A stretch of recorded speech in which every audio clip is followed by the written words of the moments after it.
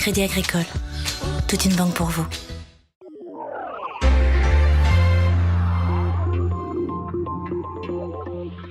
La révolution a commencé ou a recommencé finalement à vous écouter.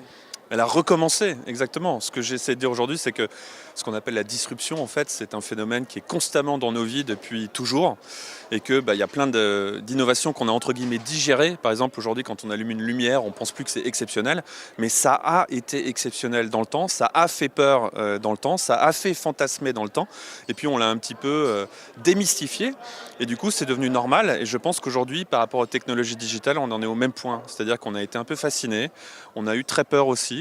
Et puis aujourd'hui, ça devient un petit peu des outils comme les autres, il faut les remettre à leur place. C'est comme tous les outils, il faut savoir les utiliser et puis il faut qu'ils soient déjà ludiques et puis il ne faut pas en abuser. Alors il faut savoir les utiliser, mais ça va dans les deux sens. C'est aussi aux outils d'apprendre à rentrer dans notre quotidien. Il y a quand même eu une grande révolution, par exemple, avec ces écrans qu'on peut toucher d'un seul coup. Un iPad par exemple ou une tablette qui est au fond un ordinateur est devenu utilisable par les gens qui n'avaient pas de formation, qui n'avaient pas de l'habitude d'interagir avec les technologies. Donc c'est à nous de faire un pas vers ces technologies, c'est aussi à ces technologies de faire un pas vers nous. Il y a tout un tas de choses qui sont aujourd'hui encore embryonnaires. On pense à la blockchain. La blockchain finalement c'est très compliqué. Il va falloir inventer une façon d'amener cette technologie dans notre quotidien, ça n'a toujours pas été fait. On dit souvent c'est tout nouveau, c'est tout beau. Et après, ça se stabilise.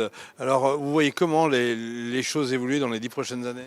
Alors c'est toujours la même histoire. Au début c'est les pionniers, au début c'est les startups, ensuite ça devient les managers, ça devient les grands groupes. Donc c'est une phase différente qui commence, tous les entrepreneurs connaissent ça. Au début on traverse la jungle, ensuite on arrive sur la route et sur l'autoroute si on réussit bien. Donc c'est ce qui va se passer aujourd'hui avec les technologies qu'on appelle nouvelles mais qui sont quelque part anciennes, donc le web, le mobile, tout ça.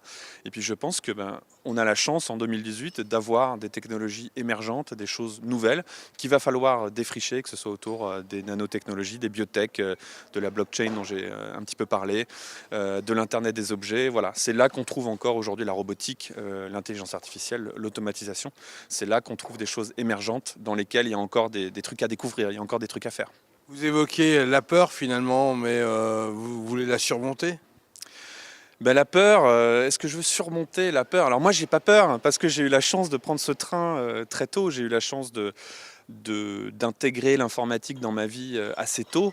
Ce que j'essaye de montrer à travers mon travail, c'est que en fait, ces innovations qui semblent insurmontables, qui semblent énormes, s'inscrivent en fait dans une continuité. C'est surtout pour les autres, c'est aux autres que j'essaie de dire n'ayez pas peur, parce qu'on peut faire des parallèles qui sont vraiment frappants entre ce qu'on vit aujourd'hui, qui ne sont que des vieux phénomènes déguisés dans une mixture digitale, mais c'est la même idée, c'est les mêmes idées qu'avant.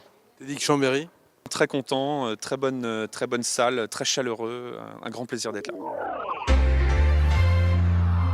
C'était votre reportage Savoie News avec le Crédit Agricole des Savoies.